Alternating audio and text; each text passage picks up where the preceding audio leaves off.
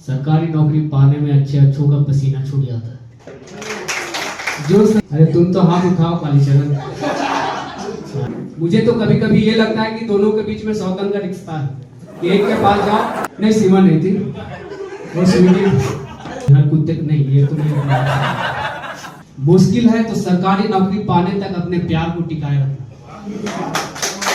ऊपर से सरकारी नौकरी की तैयारी करता हूँ और ऊपर से झारखंड की सरकारी नौकरी की तैयारी करता हूँ। 3 साल तक तो ये पंचवर्षीय योजना है देश है। मैं सोचा शायद मेरा ट्रेलर देखी होगी अटकल बिहार का। बोले कुत्ते अक्सर वफादार होते हैं और वो इतने दिनों तक मेरी लॉयल्टी चेक कर रही थी।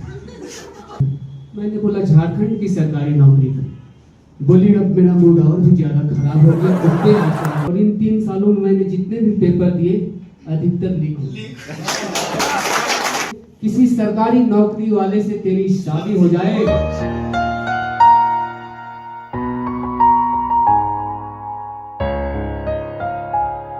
और हमारे स्टैंड अप कॉमेडियन से आज एक बार आपको स्वागत करा देते हैं। शशिकांत को आपने देख लिया। Thank you so much sir.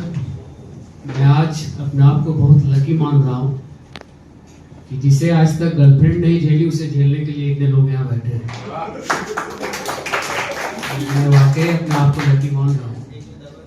और सभी को नमस्कार, प्रणाम, आदाब और जोहार करते हुए कुछ दुख और पीड़ा है जीवन में, उसे आप सबों के बीच इस हास्य मंच की तरफ से पेश करना चाहता हूँ और चंद बातों के साथ शुरुआत करता हूँ कि सबको मनाने में कोई एक रूठ जाता है। सरकारी नौकरी की तैयारी में प्यार भी छूट जाता है और सरकारी नौकरी सिर्फ देखने में आसान लगती है मेरे दोस्त, सरकारी नौकरी पाने में अच्छों का पसीना छूट जाता है। जो सरकारी नौकरी की तैयारी करते होंगे वो अक्सर इस बात से वाकिफ होंगे। आप छोड़ दिए, आपकी उम्र भी निकल गई। 40 का उम्र हो रहा है, कोई कम उम्र नहीं होता है। 20 साल का और उम्र बचा है, शादी कर लीजिए वरना आपकी बच्चों की शादी हमें करवानी पड़ेगी। बाय द वे, मैं सबसे पहले ये पूछना चाहता हूँ कि आप लोगों में से कितनों ने प्यार किया है? सभी ने किया होगा। सभी ने किया है। अच्छा, कितनों ने सरकारी नौकरी की तैयारी की है? किसी की नहीं। रेलवे का किया, ग्रुप डी का, कोई बात। अच्छा, कितनों की गर्लफ्रेंड है? अरे तुम तो हाथ उठाओ कालीचरण। इसकी है। अच्छा, आपकी है, मतलब सरकारी नौकरी है आपकी? नहीं है, मतलब आप भी वेटिंग लिस्ट में हो, आपका भी कटेगा। अनुबंध पे है, कोई बात। मेरा आज के दौर में मानना है प्यार को लेकर कि प्यार आज के समय में ऐसा हो गया है, अगर चले तो चांद तक, नहीं तो फिर शाम तक। अच्छा, ऐसा होता है। पब्लिक में से किसी ने फुसफुसाते हुए कहा कि बस यही अपराध मैं हर बार कहता हूँ, आदमी से प्यार करता हूँ। वो भी प्यार हो सकता है, वो सोनू होगा, नामुराद वही होगा। तो प्यार का अभी मैं यही संज्ञा लेता हूँ कि अगर चले तो चांद तक, नहीं तो फिर शाम तक। अगर जो सरकारी नौकरी की तैयारी करते होंगे तो अक्सर ऐसा होता है कि कई सारे कथन और कोट्स आते हैं पढ़ाई लिखाई के दौरान। और हमारे बीच में पुष्कर सर भी यहाँ उपस्थित हैं, इकोनॉमिक्स के प्रोफेसर हैं। एक सर कोट आता है कि poverty and sustainable development can't go together. Are you agree? Poverty and sustainable development can't go together in the same way. Government job preparation and love can't go together. ये दोनों में से कोई एक ही आपके साथ जाएगा, क्योंकि भाई दोनों प्यार, डेडिकेशन, कॉन्फिडेंस, डिसिप्लिन और डिवोशन सब मांगता है। कोई एक आप किसी को देंगे, दूसरा खुद दूर चला जाएगा। प्यार को आप डिसिप्लिन वे में देकर देखो या डिवोशन देकर देखो, सरकारी नौकरी खुद किराया कर ले। मुझे तो कभी कभी ये लगता है कि दोनों के बीच में सौतन का रिश्ता है। एक के पास जाओ, दूसरा खुद दूर चला जाए। लेकिन इन दोनों में से किसी एक को अगर आप पा लिए, सिर्फ एक को पा लिए, तो यकीन मारो मेरे दोस्त, दूसरा आपके पास अनगिनत संख्या में आ सकता है। बताओ क्या? नहीं, सरकारी नौकरी पा लो, देखो कितनी सारी गर्लफ्रेंड बन जाएगी। बस प्यार में डूबा रहता है ये लड़का। भाई अगर प्यार मोहब्बत की बात करोगे तो मुझे रोना आ जाएगा, परफॉर्मेंस बंद करना पड़ेगा। क्योंकि मैंने भी प्यार किया, सबने प्यार किया, मैंने भी प्यार किया। कुछ दिनों तक हमारा साथ चला, उसके बाद राहें अलग हो गई। क्योंकि उनका कहना था कि पहले सरकारी नौकरी पाओ, फिर मुझे लेकर जाओ, जो मेरे से तो होने से रहा था। नहीं सीमा नहीं थी, वो स्वीटी हेडक नहीं थी, वो स्वीटी थी। तो ये मैं माना खुद में कि मेरे से तो हृदय से रहा, तो वो दूर हो गई। तो मैं सोचा कि यार इतनी मतलबी लड़की थी, पहले बोली कि सरकारी नौकरी लाओ फिर मुझे लेकर जाओ। तो मैंने एक भैया का स्ट्रगल देखा था अपने पीरियड में कि कैसे उन्होंने काफी मेहनत करके सरकारी नौकरी पाया, और जब उन्होंने सरकारी नौकरी पाया तो यकीन मानिए उनके पास लड़कियों की बाढ़ आ गई। वही बाढ़ जो अभी आपको उत्तराखंड और जम्मू कश्मीर में दिख रहा है, कब बादल फट जाए कोई नहीं जानता है। तो भैया की जब सरकारी नौकरी लग गई, प्रत्येक दिन कम से कम 20-25 लड़कियों के मैसेज और कॉल तो ऐसे आ। मैंने भैया को बताया कि भैया आपको याद है कि आपके स्ट्रगलिंग टाइम में मैंने आपको क्या कहा था कि हर कुत्ते नहीं, ये तो नहीं कि हर कुत्ते का दिन आता है, ये मैं अपने आप से बोला।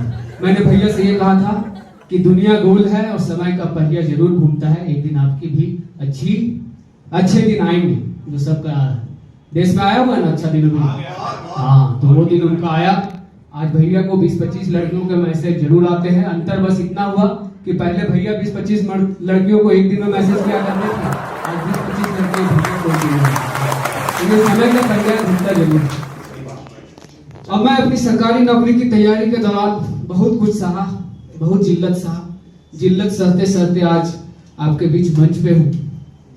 तो मैंने बहुत कुछ सहा, तो आज एक ऐसा ज्ञानी जैसा बन गया हूँ कि अगर कोई मेरे से ज्ञान मांगने आता है तो कई सारे ज्ञान दे देता हूँ।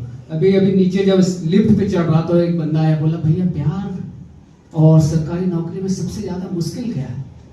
मैंने कहा मेरे दोस्त, सरकारी नौकरी बहुत आसान है, मुश्किल है तो सरकारी नौकरी पाने तक अपने प्यार को टिकाए रखना। वो लड़का वहीं से चला गया। हाँ, वहीं से चला गया। मैं यहाँ ऊपर आया। अभी आप देखते होंगे कि पढ़ाई लिखाई के इस दौर में लाइब्रेरी का प्रचलन काफी बढ़ गया, बढ़ा है कि नहीं? और जब लाइब्रेरी का प्रचलन बढ़ गया तो वो लोग भी देखते हैं कि मेरा सबसे अच्छा डायमंड कस्टमर कौन है। डायमंड कस्टमर ढूंढ रहे आजकल लाइब्रेरी वाले भी। अभी मैं रिसेंटली एक लाइब्रेरी में गया पढ़ने के लिए। सबसे पहले उनका क्वेश्चन था कि आप किस चीज की तैयारी करते? तो मैंने पूछा कि क्यों, आप शर्ट वगैरह बेचते हैं क्या? कौन सा ब्रांड हो? बोला नहीं, मैं बस जानना चाह रहा हूँ। तो बगल में एक लड़का आया तो बोला कि सर मैं यूपीएससी की तैयारी करता हूँ। तो उन्होंने उसे समझाया कि तुम ऐसा करो, ब्रह्म मुहूर्त में आकर पढ़ाई करो। सुबह 5 से 8 बजे कि सुबह के टाइम में आओ, कम समय में बहुत कुछ पढ़कर जाओ और सरकारी नौकरी लेकर जाओ। वो उसको मिल गया सुबह वाला 5 से 8 का टाइम। दूसरा लड़का आया, वो बोला मैं सर सेंट्रल एसएससी की तैयारी करता हूँ। उसको बोला कि तुम ऐसा करो 8 से 11 वाले टाइम में आओ। बोला क्यों? अरे खा पी कर मस्त होकर आओ, एनर्जी बनी रहेगी, बहुत देर तक बैठोगे, अच्छे से पढ़ कर जाओगे। मैं भी सोचा कि शायद कुछ प्रीमियम ग्राहक कुछ छूट मिलता होगा। मैं गया मुंह लटकाते हुए, बोला सर मैं भी तैयारी करता हूँ, ऊपर से सरकारी नौकरी की तैयारी करता हूँ और ऊपर से झारखंड की सरकारी नौकरी की तैयारी करता हूँ।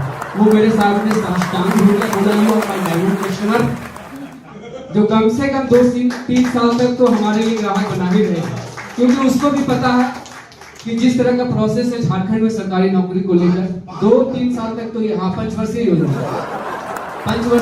है। देश में पहले 5 वर्षीय योजना बंद हो गया था, लेकिन झारखंड सरकार का हम लोग ऋणी है कि वो बनाए हुए हैं 5 सालों में कोई ना कोई नौकरी जरूर क्लियर हो जाती है।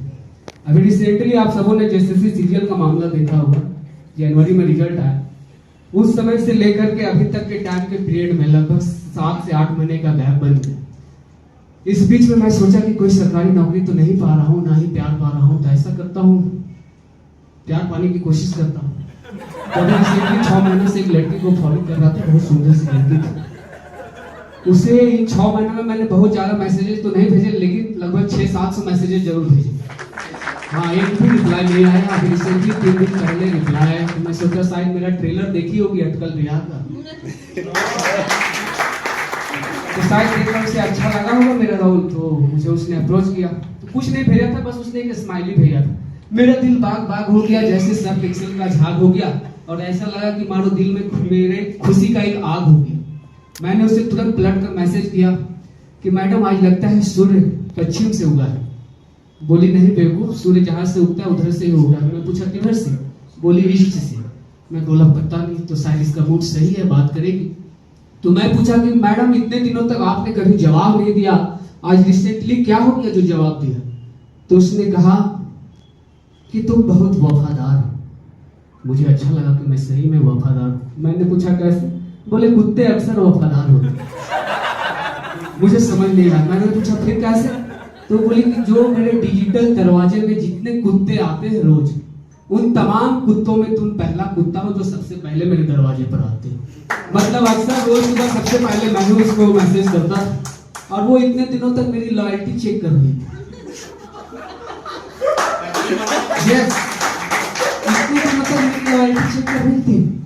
मैंने सोचा कि चलो रिप्लाई, मैंने उसके मैसेजेस को बस ऐसे ही इग्नोर कर दिया जैसे अक्सर दीपक भैया को लड़कियां इग्नोर कर दिया। मैंने कुछ नहीं बोला। मैंने बोला कि मैडम आप कैसी हो? बोली मेरा मूड बहुत खराब है। मैं समझ गया कि आज इसका बॉयफ्रेंड से बात नहीं हुआ है, ये आज मेरे साथ बात करना चाहती है। जैसा अक्सर मेरे साथ लगभग 7-8 लड़कियां कर चुकी हैं, 1-2 दिन बात करती है फिर पता नहीं कहाँ चली जाती है। तो मैं पूछा कि कोई बात नहीं मैम, आप ये बताओ कि आपका मूड क्यों खराब है? तो बोली बस अपने काम से मतलब रखो। मैंने कुछ नहीं बोला। मैं बोला कि ऐसा करो कि मेरे से बात कर लो, अपना मन बहला लो, अपना मूड ठीक कर लो। तो बोली अच्छा। बोली तुम करते क्या? मुझे लगा कि शायद इंटरेस्ट ले रही है, मेरे बारे में जानना चाहती है, तो दो तरह जाएगी। मैंने कहा कि मैं तैयारी करता हूँ। बोली किस चीज का? मैं बोला सरकारी नौकरी की। बोली अच्छा, कौन सी सरकारी नौकरी? मैंने बोला झारखंड की सरकारी नौकरी की। बोली अब मेरा मूड और भी ज्यादा खराब हो गया। कुत्ते करना, उसके बाद से ना मुझे उसका डीपी दिखाई दे रहा है, नहीं है। परेशान होकर मैं यहाँ चला आया। सोचा कि शायद कुछ आप लोगों के सामने कर पाऊँ, गुनगुना सा हूँ। और अब मैं आप लोगों को उसी दौर में लेकर चलता हूँ जब मेरी गर्लफ्रेंड मुझे छोड़कर गई। जब मेरी गर्लफ्रेंड मुझे छोड़कर जा रही थी, क्योंकि यही मामला हुआ था। उसे चाहिए था सरकारी नौकरी वाला, मैं सरकारी नौकरी नहीं कर पाया। वो सरकारी नौकरी वाले से शादी कर ली, उससे प्यार कर ली। मैं सरकारी नौकरी की तैयारी में लगा रहा, मैं उसी से प्यार कर बैठा। लेकिन मैंने उस लड़की के जीवन में देखा कि उसके और मेरे जीवन में बस थोड़ा ही अंतर हुआ। अंतर ये हुआ कि इन 3 सालों में उसके 2 बच्चे हो गए, उसका जीवन ठीक हो गया। और इन 3 सालों में मैंने जितने भी पेपर दिए अधिकतर लीक हो गए। क्या बात? तो मैंने उसे बस 10 बजे रात में एक हिम्मत करके एक छोटा सा प्यारा मैसेज संदेश लिखा, क्योंकि उसकी शादी होने वाली थी तो हर किसी को दर्द होता है। तो मैंने लिखा कि अब कोई और छुएगा तुझे ये सोचकर पल पल मरता हूँ, कि अब कोई और छुएगा तुझे ये सोचकर पल पल मरता हूँ। शायरियां लिखता हूँ, दिन रात पढ़ता हूँ। खुदा करे कि मेरी यादों से तेरी आजादी हो जाए, किसी सरकारी नौकरी वाले से तेरी शादी हो जाए। पर मेरे मोहब्बत का बस इतना इनाम देना कि अपने आने वाले न्यू पॉलिसी मतलब बच्चे कि मतलब अपने आने वाले न्यू पॉलिसी को मेरा ही नाम देना, मेरा ही नाम देना। बहुत बहुत धन्यवाद। इतना देर आप सभी ने बहुत धन्यवाद, बहुत धन्यवाद शशिकांत। और अभी एक बात मैं बोलना चाहूंगा कि सरकारी नौकरी की तैयारी भी करिए, शादी भी करिए, प्यार भी करिए, सब कुछ करिए, लेकिन बस नीले ड्रम के चक्कर में मत पड़िए। एक और जरूरी प्रश्न